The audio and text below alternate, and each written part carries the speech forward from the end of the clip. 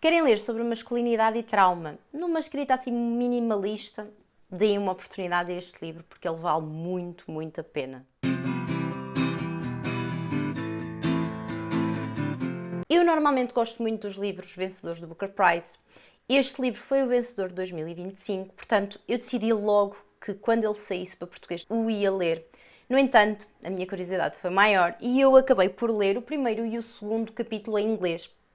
Muito fácil de ler, colei completamente, percebi logo que ia adorar este livro. No entanto, a preguiça foi mais forte e eu acabei por esperar que a Relógio d'Água lançasse. Que eu tenha conhecimento, o autor tem outros 2 livros traduzidos para português de Portugal. Eu nunca tinha lido nada dele, mas houve um em particular que eu estou mesmo a pensar ler. Foi editado pela Elsinore, chama-se É Tudo o que um Homem É e parece-me um conceito muito, muito interessante. Carne é um romance onde nós vamos acompanhar toda a vida de um homem húngaro, desde a puberdade ali até à meia-idade, e onde nós vamos perceber de forma muito óbvia, muito clara, que as circunstâncias da vida dele acabam por definir completamente o seu percurso de vida. Achei muito interessante a escolha do autor para o título deste livro, Carne.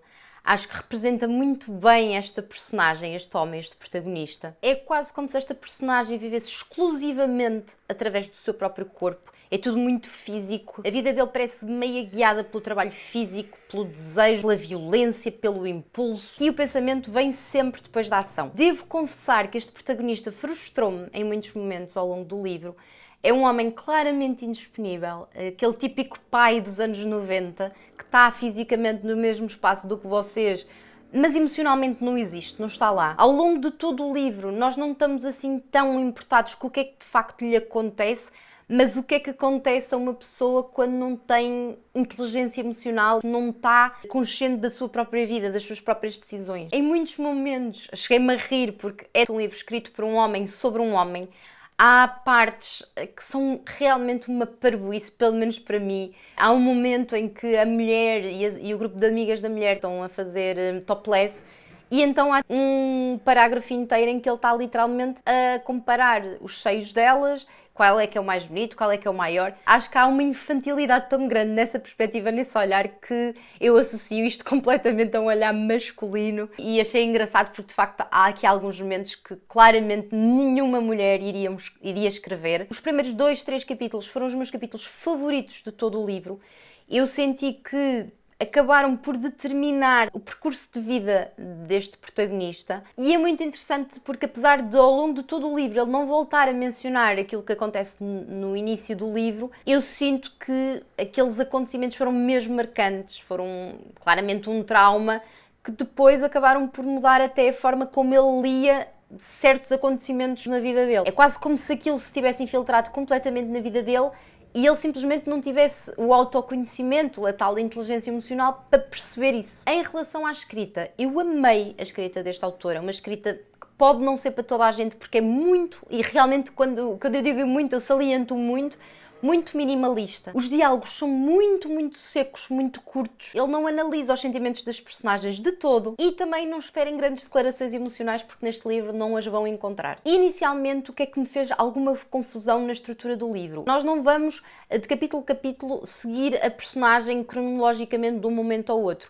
Muitas vezes podem passar mesmo anos. Cada capítulo é um acontecimento muito importante na vida deste homem que vai mudar para sempre a vida dele. Portanto, nós vamos acompanhar basicamente os grandes acontecimentos ao longo da sua vida. Nos entretantos, ele não explica nada. Portanto, é o próprio leitor que vai ter que, de um capítulo para o outro, construir o que é que se pode ter passado durante aquele tempo. A própria forma do livro eu sinto que representa muito este protagonista. Há uma espécie de linguagem vazia, porque a própria personagem é um homem vazio, que lá está, não tem grande consciência de si. Ler este livro é muito visual, é como se nós tivéssemos basicamente uma descrição cinematográfica do que é que está a acontecer, mas é o leitor que vai ter que meio que adivinhar o que é que o homem está a sentir, porque ele não faz assim grandes declarações emocionais de cada momento. Em relação aos temas do livro, achei muito interessante porque houveram várias reflexões que eu tirei desta leitura. Esta personagem vai viver coisas muito, muito diferentes ao longo da sua vida. Prova que o dinheiro altera de facto as circunstâncias em que nós vivemos. mas não nos vai oferecer propriamente consciência, não nos vai curar um trauma, não nos vai criar um sentido de vida, e isso é assim meio uma coisa que mexe, porque nós de facto percebemos que muito mais importante do que, e claro, atenção, as circunstâncias mudam muita coisa, mas há certas coisas que têm mesmo que ser mudadas por dentro. É uma leitura inquietante no sentido, pelo menos para mim, é muito frustrante, é um bocado perturbador perceber que há tanta gente a viver assim, um piloto completamente automático, mas sem terem consciência disso. Ele não consegue perceber, creio eu, da leitura que eu fiz desta personagem, que toda a vida dele meio que está, não é como se estivesse destinada, mas ele não faz grande uso do livre-arbítrio, ele limita-se a aceitar os acontecimentos que lhe vão acabando por moldar a vida, sem tomar grandes decisões. Ele basicamente aceita tudo o que lhe acontece. Ok, agora vamos para aqui, depois isto acontece, agora vou para ali.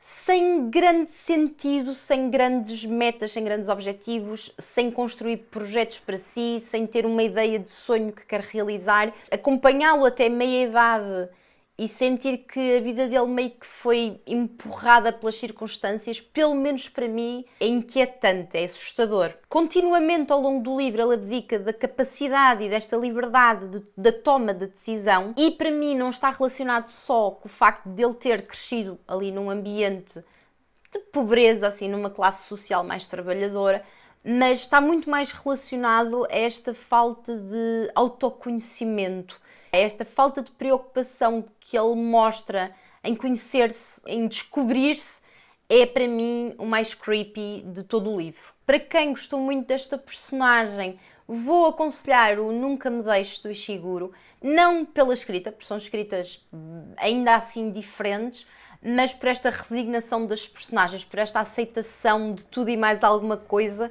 que causa, pelo menos a mim, causou-me a mesma estranheza, a mesma inquietude. Para quem quer ler um livro sobre trauma, sobre masculinidade, sobre a diferença entre viver uma vida e ser o autor da própria vida, leiam, porque realmente é um livro muito bem escrito, lê-se muito, muito bem. Eu em 2 dias li-o. É uma delícia, gostei mesmo muito da escrita deste autor, quero ler mais coisas, portanto, se tiverem essa abertura, experimentem, porque vale mesmo muito a pena. Se gostaram do vídeo, por favor, não se esqueçam de deixar um like, partilhar com os amigos, subscrever o canal caso ainda não o tenham feito. Beijinhos e até à próxima segunda-feira.